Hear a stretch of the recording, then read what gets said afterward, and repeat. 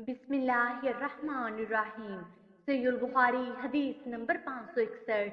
हजरत सलमा बिन अकूर रजी अल्लाह अन्हो से रवायत है, उन्होंने फरमाया, आफ्ताब के गुरूब होते ही हम नबी सल्लल्लाहु अलैहि वसल्लम के हमरा नमाज मगरिब अदा कर लिया करते थे।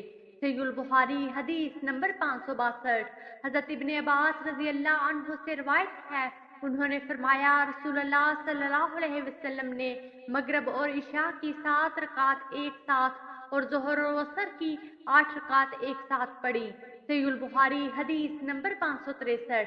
हजरत अब्दुल्ला मदनी रजी अल्लाह अन्हो से रवायत है, नबी सल्लल्लाहु अलैहि वसल्लम ने फरमाया, तुम्हारी मगरिब की नमाज के नाम पर बादिया नशीन गालिब ना आ जाएं, क्योंकि ये दहाती नमाज मगरिब को इशा के नाम से याद करते हैं। सहीहुल बुखारी हदीस नंबर 564। हजरत अब्दुल्ला बिन उमर रजी अल्लाह अन्हो से रवायत है, उन्होंने फरमाया, एक शब रसूलुल्लाह सल्लल्लाहु अलैहि वसल्लम ने हमें नमाज इशा पढ़ाई और ये वही नमाज है जिसे लोग अतमा कहते हैं।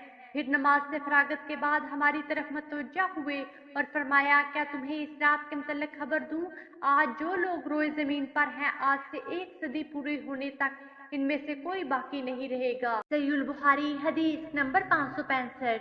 हजरत मोहम्मद बिन अमर रहमतुल्लाह से रवायत है, उन्होंने कहा, हमने हजरत जाबिर बिन अब्दुल्ला रजी अल्लाह अन्हो से नबी सल्लल्लाहु अलैहि वसल्लम की नमाजों के मुतल्लिक सवाल किया तो आपने फरमाया, नबी सल्लल्लाहु अलैहि वसल्लम जोहर की नमाज ऐन दोपहर के वक्त पढ़ते थे और असर ऐसे वक्त में पढ़ लेते कि सूरज अभी ताबदार रोशन होता।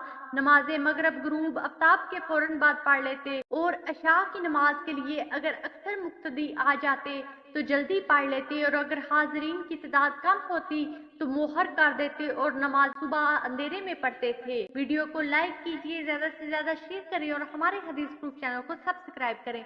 जज़ाकमुल्लाह खैरा। अगली वीडियो तक के लिए इजाजत दीजिए। अल्लाह ने के बहान।